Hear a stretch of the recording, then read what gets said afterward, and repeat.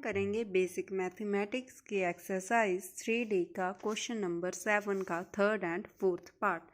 तो हमारे पास question number 7 में कहा गया है कि state whether the two lines in each of the problem are parallel perpendicular neither parallel not perpendicular.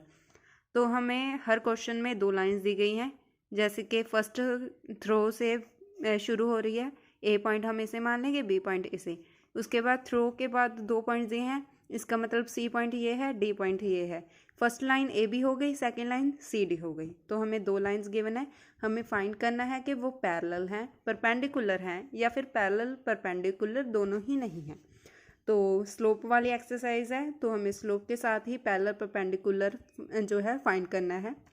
तो जब हम स्लोप की बात करते हैं, जब भी हमें कहा जाए कि दो लाइंस जो हैं पैरेलल हैं, तो हमारे पास जो m1 यानी कि स्लोप ऑफ ए बी हम कहेंगे कि वो स्लोप ऑफ जो है सी डी के इक्वल है, यानी कि जो फर्स्ट दो पॉइंट्स हैं उन दोनों का जो स्लोप निकालेंगे वो किसके इक्वल होगा, जो दोनों दूसरे पॉइंट्स गिवन है। अगर उन्होंने कहा कि वो परपेंडिकुलर हैं, तो हम जो ए बी का स्लोप निकालेंगे उसका जो सी डी का स्लोप निकालेंगे, उन दोनों की आपस में जो मल्टीप्लाई होगी, जो प्रोडक्ट होगा वो इक्वल टू -1 आएगा।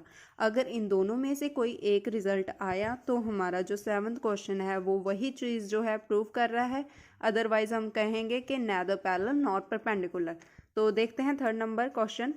थ्रो 2 -5 एंड -2 5, यानी कि ये वाली ए बी लाइन है हमारे पास, एंड थ्रो 6 3 एंड 1 1, ये सी डी लाइन है।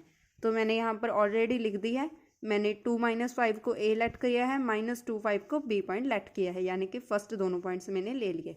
उसके बाद जो थर्ड एंड फोर्थ पॉइंट है उसे मैंने सी एंड डी लेट कर दिया। ए के पॉइंट्स को मैंने x1 y1 माना है और इसके x2 y2 माना है। जब भी हमें दो पॉइंट्स, कोई भी दो पॉइंट्स, यानी कि ए बी के दो पॉइंट्स हो गए, ए के पॉइंट्स हो गए और बी के पॉइंट्स, जब भी हमें दो पॉइंट्स गिवन हो तो हमारे पास जो स्लोप का फॉर्मूला होता है वो होता है m = y2 - y1 over x2 - x1। ये होता है हमारा स्लोप का फॉर्मूला। इसी तरह मैंने इस साइड भी लिख दिया है, क्योंकि हम दोनों का अलग अलग स्लोप निकालेंगे, क्योंकि हमारे पास दो लाइंस हैं। पहले हम ए बी लाइन का स्लोप निकालेंगे, उसके बाद सी डी का। इसी तरह से मैंने सी डी वाले में भी x1 y1 x2 y2 माना है पॉइंट्स को। वैल्यूज़ मैंने ऑलरेडी यहाँ पे लिख दी हैं, अब फॉर्मूला भी लिख दिया है, तो वैल्यूज़ पुट करेंगे। तो स्लोप ऑफ ए बी को मैंने m1 के साथ डिनोट किया है। तो देखते हैं, वैल्यूज़ पुट करेंगे तो हमारे पास आएगा 5 माइनस y1 की वैल्यू माइनस का 5 डिवाइडेड बाय x2 माइनस का 2 माइनस x1 यानी कि 2। m1 = minus minus plus 5 + 5 divided by minus minus plus निशान माइनस, माइनस का 4। उसके बाद m1 = 10 डिवाइडेड बाय माइनस का 4। तो इसे कट करेंगे 2 के टेबल पर, ये 4 जाएगा 2 पर और 10 जाएगा 5 पर 2 के टेबल पर। तो m1 की वैल्यू आ गई 5/-2, माइनस ऊपर भी लगा सकते हैं, तो m1 की वैल्यू आ गई -5/2।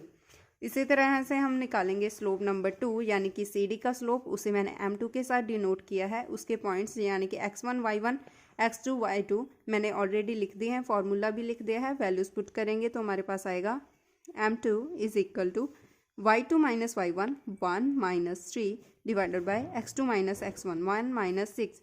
m2 = माइनस का 2 डिवाइडेड बाय माइनस का 5, ठीक है, = माइनस के साथ माइनस कट हो जाएगा, तो हमारे पास m2 की वैल्यू आ गई 2/5। तो हमारे पास जो सी डी का स्लोप है, जिसे मैंने m2 के साथ डिनोट किया है, वो उसकी भी वैल्यू हमारे पास आ गई। तो अब हमें पैरेलल या फिर परपेंडिकुलर प्रूव करना है। पैरेलल के केस में m1 = m2 होता है, तो हम देखेंगे कि m1 = m2 है, नहीं, m1 = m2 नहीं है, m1 does not equal to m2, ठीक है। तो अब हम देखेंगे परपेंडिकुलर के केस में m1 m2 = -1 प्रूव होना चाहिए। तो हम m1 की वैल्यू लिखेंगे -5/2, m2 की वैल्यू लिखेंगे 2/5 = -1। 2 के साथ 2 कट हो जाएगा 1 पे, 5 के टेबल पर 5 कट हो जाएगा 1 पे, तो यहाँ पर माइनस का 1 है, माइनस का 1 × 1 -1, नीचे 1 × 1 1 लिखने की ज़रूरत नहीं है, = -1, ठीक है। तो हमारे जो पॉइंट्स हैं वो परपेंडिकुलर प्रूव हो गए, तो हम लिखेंगे hence the lines are perpendicular. तो अब हम करेंगे इसका फोर्थ पार्ट, 7th क्वेश्चन का फोर्थ पार्ट। तो 7 का फोर्थ पार्ट में हमें ए बी लाइन है, मैंने इसे ए लेट किया और इसे सेकंड पॉइंट को बी, थर्ड पॉइंट को सी और फोर्थ पॉइंट को डी लेट कर लिया। सी डी की मैंने एक लाइन मान ली और ए बी की एक लाइन बना दी। तो हमें 9 5 -1 1 8 -3 3 -5 पॉइंट्स दिए हुए हैं। हमें सिमिलर टू थर्ड क्वेश्चन जैसे हमने सॉल्व किया है वैसे ही हम इसका ये पार्ट्स भी सॉल्व कर लेंगे। तो मैंने पहली ए बी लाइन भी ड्रॉ कर दी है, उसके पॉइंट्स भी लिख दिए हैं, सी डी लाइन भी ड्रॉ करके उसके पॉइंट्स लिख दिए हैं। उसी तरह x2 x1 y2 y1 उनकी वैल्यूज़ भी लिख दी हैं। मैंने ए के पॉइंट्स को x1 y1 माना है, बी के पॉइंट्स को x2 y2, सी के पॉइंट्स को x1 y1 x2 y2, क्योंकि सी डी की अलग लाइन है इसलिए मैंने सेम माना है। तो फॉर्मूला में पुट करेंगे तो y2 की वैल्यू है 1 -5 ओवर -1 माइनस का 9। जब भी हमें 2 पॉइंट्स गिवन हो और हमें स्लोप फाइंड करना हो तो हम ऑलवेज यही फॉर्मूला यूज़ करेंगे। m1 is equal to minus का 4 माइनस का 10, तो माइनस के साथ माइनस कट हो गया, 2 के टेबल पर 2 पर गया और ये 10 5 पर, तो m1 की वैल्यू आ गई 2/5। सिमिलर मेथड से हम निकालेंगे सी डी का स्लोप जिसे मैंने m2 के साथ डिनोट किया है। वैल्यूज़ मैंने लिख दी हैं, फॉर्मूला भी लिख दिया है, इसमें वैल्यूज़ पुट करेंगे y2 - y1 -5 माइनस का 3 डिवाइडेड बाय 3 -8 माइनस का 5 प्लस का 3, तो हमारे पास माइनस में वैल्यू आएगी -5 + 3 आएगा माइनस का 2 डिवाइडेड बाय माइनस का 5, तो 2 माइनस के साथ माइनस कट हो गया तो 2/5। तो हमें m2 की वैल्यू भी निकल आई, m1 की वैल्यू भी निकल आई। तो हमें जब भी पैरेलल या फिर परपेंडिकुलर प्रूव करना हो सबसे पहले हम देखते हैं पैरेलल। तो m1 = m2, क्या m1 = m2 है? जी, m1 = m2 है, that's m1 = m2, therefore lines are parallel. जब लाइंस पैरेलल प्रूव हो जाएं तो हमें जो है परपेंडिकुलर वाली सिचुएशन देखने की ज़रूरत नहीं पड़ती। तो हमारा ये वाला क्वेश्चन यहीं पे ख़त्म हो गया।